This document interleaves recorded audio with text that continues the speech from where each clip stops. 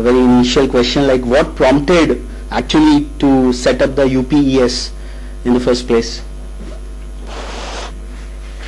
I think being a professional myself and working for multinational companies, I noticed that it is not the lack of resources, natural resources in India, it wasn't the lack of talent in India, it wasn't lack of education in India. What perhaps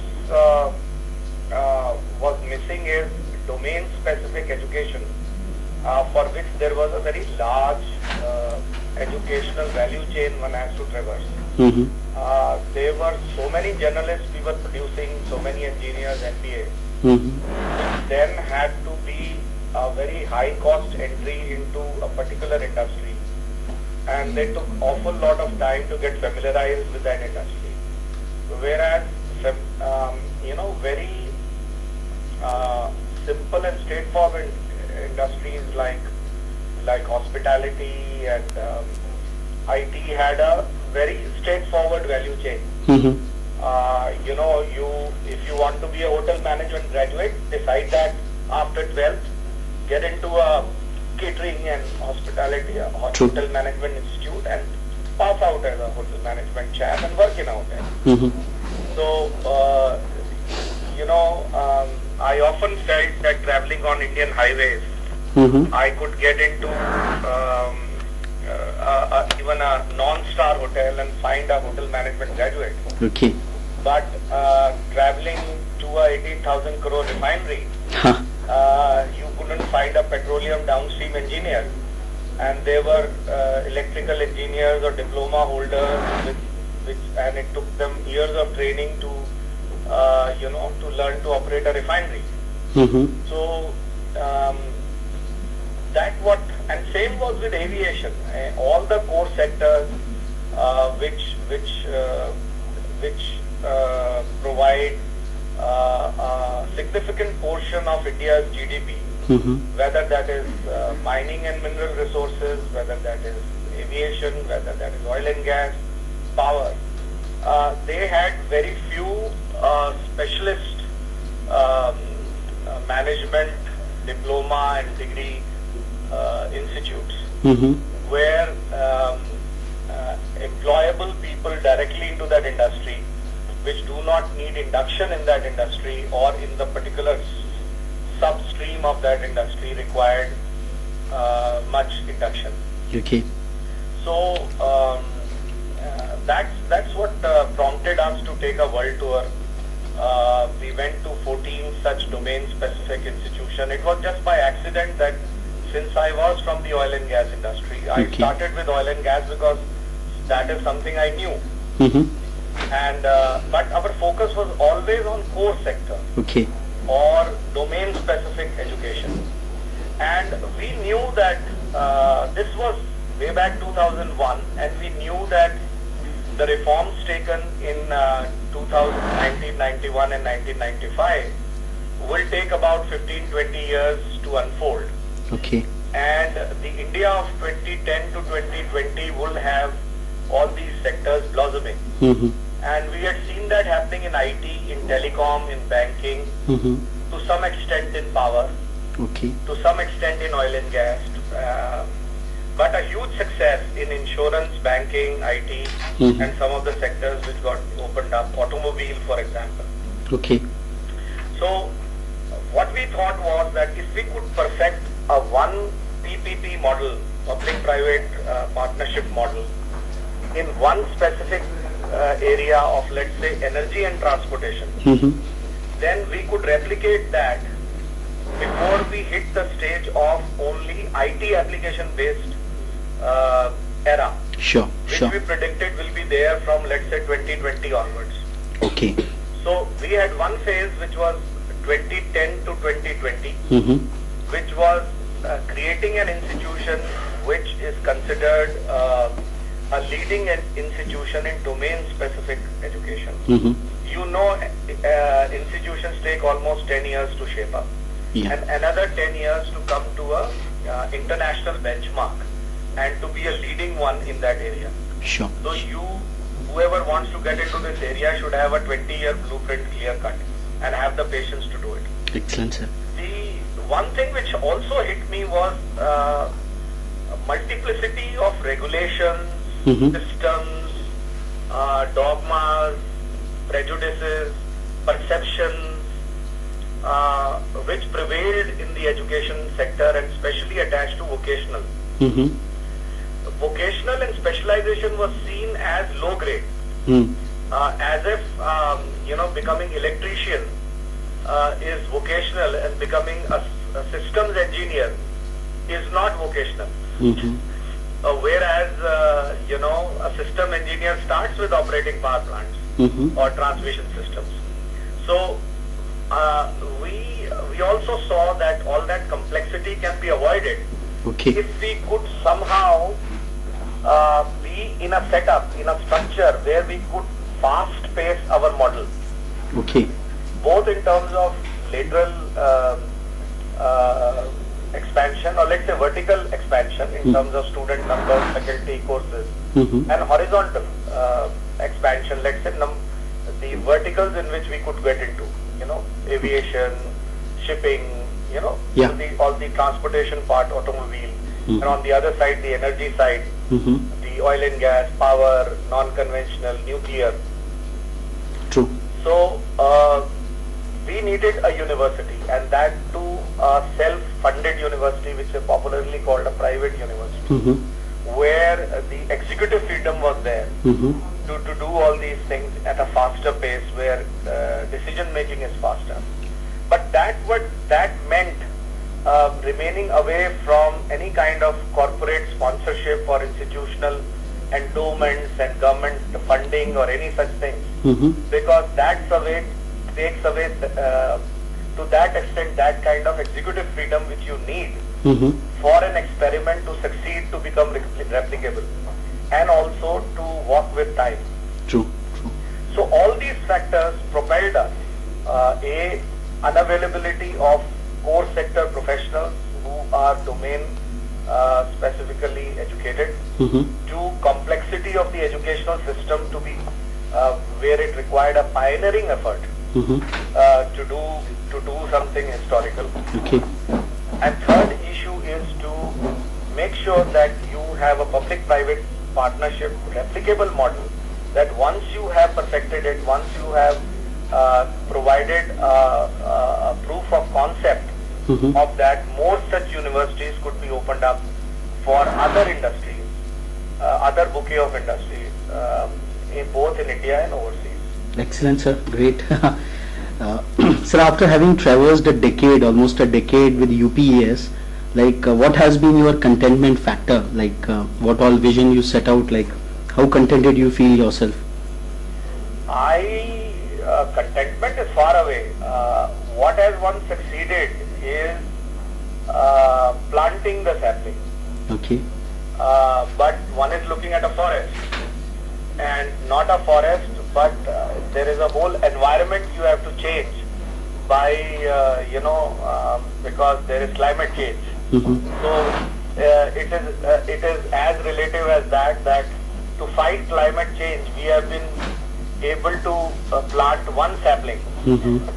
So what we need is that we would at least have a small forest, couple of more universities, couple of more collaborations which work on the same model, and create a success story where this is then replicated by the existing university. So then many forests will evolve around the world, and then this will go down the K-12 chain, where from 7th standard onwards a person would have an opportunity to choose a module that he can go to civil engineering via plumbing or via interior architecture, and end up becoming a doctorate in terms of urban infrastructure. So you want to create a whole vocational value chain, not for everyone, but for a large variety of people who either can end up at K10 level, K12 level, K15 level, K18 level, K21 level. But they rise as per their ability to study and practice, and they can come back with their credits anytime back to the K-chain. Okay. So this would be quite revolutionary on the Indian educational scenario like today when we have. Sir, establishing a sector-specific university is very, very unique and very, very new in India. And the kind of vision you are elucidating, this is all the more very, I will say, path-breaking as of now. Like what all challenges you faced and you have been facing day in and day out to convince the regulators and other stakeholders to buy in this vision of yours? The only challenge one faces in this kind of pioneering effort is to be able to pick oneself up from the floor every morning. Okay. You have to be a strong believer, or rather I would say you have to be just a believer and nothing else. Because if it didn't happen, it's not that other people didn't believe in it. It's just that other people didn't believe in it strong enough, longer enough, persistently enough in it. So your test is, people will ultimately get convinced. Some people will get convinced just because of your enthusiasm and passion. Some people will get convinced because they believe that your past record shows that you are a sensible person. And if you are going to walk that path, that means there must be some merit to it. So they will stand in your support. Some people will laugh at you that you are trying something as audacious as this, but they will be the first one to compliment you when they see you succeed. So there are various stages at which they will get convinced, and some people will never get convinced for the simple reason that they don't believe that the world should go in that way. It's like saying that nuclear power, no at any cost. Yeah. So it is not how difficult it is to convince people. It is how difficult it is to remain convinced in a particular goal you have chosen for yourself. Excellent, sir. Excellent. So what has been the impact and influence of UPES on the energy sector in the country in its last 10 years? What it has done is that it has at least established two facts. One is that education is a prerogative of anyone who wants to create an institution. Because this is the only institution in the country, I believe, I am not told that there is a similar institution, which is not owned by a family, not owned by an industrialist, not owned by a business house, not owned by a single businessman, but a group of professionals who formed a society and then gave the entire university, enacted by an act, to a set of professionals to run under a vision, under the supervision of a completely professional board from the industry. So there is no such example which anyone has been able to give it to me that there is. So a group of people who were employed in the sector take a bank loan and set up a university has opened doors to many who thought that such things should be done, but never had the courage to see that if it was possible. They always thought that university is something which governments do, or people with big money and land can only do that. So that is one thing I am very happy that message has gone out to many and has surprised many. Second thing is, which has achieved, is that education is possible without the ills of education. Which is that you have to have quotas, management quotas, donations, or very high fee, or any such considerations, or very high numbers. We started with 250 people with 3 courses. Today we have 5,300 students and another 2,000-3,000 in our distance learning programs. We have no management quota. We have no non-merit admission. We haven't done a single recruitment of any of the staff or faculty member in our institution other than by merit. So it is an example for a government where for a state government which has enacted us, or a visitor who is our governor of the state, or people who come and see us to look at us with a sense of disbelief that here even the president can't get any money or a vice chancellor can't get anyone admitted, or there is no management quota, or there is not even any reservations for anyone. Okay. So that is the second impact. The third impact has happened on the industry. Okay. That they have begun believing that it is no longer necessary to have to rely only on fundamental sciences. That they have to take a automobile engineer and turn him into a automobile design specialist. They can actually take straight away a automobile design engineer who is a BTech, or a petroleum engineer who is a downstream specialist, or a gas engineer. So they have begun questioning their hitting the floor rolling kind of, because retention today is a problem everywhere. People join and then leave within 2-3 years time. That too, if you are lucky, they stay 2-3 years time. True.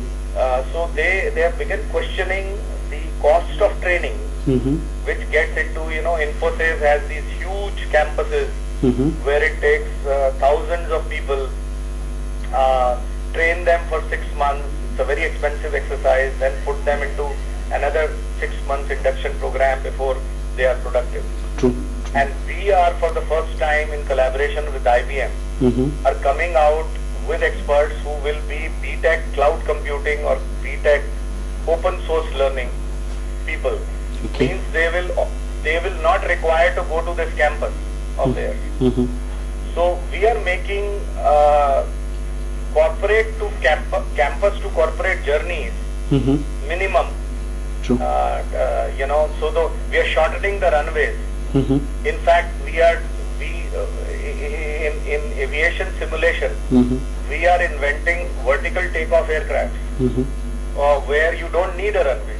True. So if our chap goes into an oil sector, he knows what oil sector is, and he doesn't have to be taught what depot terminal is, or what a refinery is, or what a retail station is. Excellent. He knows that already. He has to be told about the company he has joined. That is the only induction he needs. Okay. And he should be put on the job within the first 90 days. Great, sir. So one last question. AICT has recently rolled out a policy doctrine like where industrial houses can come in and establish academic institutions. So how do you see that many more believers like you would enter the fray in establishing sector-specific institutions like UPES and handle the big challenge of employability which is existing today in the country? I welcome the step, but this step is more charitable than business. And business is handled best by business. Business is not, business does not handle charity very well or in the same spirit often as it handles the business. See, if I have a stake, if I have a business stake in something I'm doing, I will do it far more seriously and I will be far more accountable for it. And I will make it far more part of me than if I was doing something for the general good. If one has to follow every norm which was laid out 10, 20, 30 years ago, or which does not give the executive freedom to a business to respond to the future market. You know, when a business gets into education, it is preparing itself for the future competition, not the current competition. True, true. So, future competition cannot be handled with current day's rules and regulations. Okay. So, if similar attempts are made, but total freedom is given to these business houses, so in terms of curriculum, in terms of the bottom line, in terms of the choice of teachers and training, I mean, for God's sake, let's say CNC machine cost 1 crore 36 lakhs, Mm-hmm. and you say that you cannot charge more than 2,200 rupees for giving a diploma Mm-hmm. in, let's say, lathe operation, Mm-hmm. then where is the economics? And True. then the state comes that you will have to hire 70% of people from the state and passing out from IITs only. Mm-hmm. And you know, if you have more regulations to follow, Mm-hmm.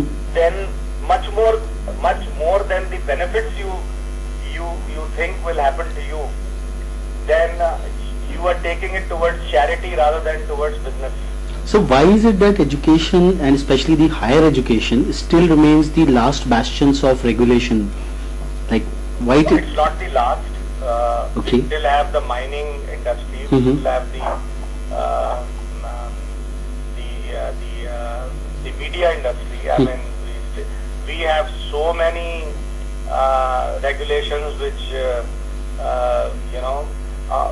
our schools are still working on the 1776 Macaulay, what Macaulay created. Mm-hmm. So I don't agree with you that it is not the last bastion. There are many more bastions. Okay. Then there are more bastions as a norm than an exception. Whether it is cyber security, and more get added every day Okay. as we expand. But what we need to do is that gone are the days that you have to keep looking at the AICTs or the Government of India or UGC or the other agencies. Mm-hmm. I believe that they are good intentioned facilitators Mm-hmm. which allow you. I think the opportunity is to take everybody along. First happen, and Government of India should be the the torchbearer of that revolution. Mm-hmm. Then we have understood it from the wrong end. Okay. Thanks a lot, sir. Thanks a lot for all these illuminating inputs you have given to us. We are certainly indebted for this. Excellent one, sir. Thank you. Yeah. Thanks a lot, sir. Bye bye. Yeah. Thanks a lot, sir.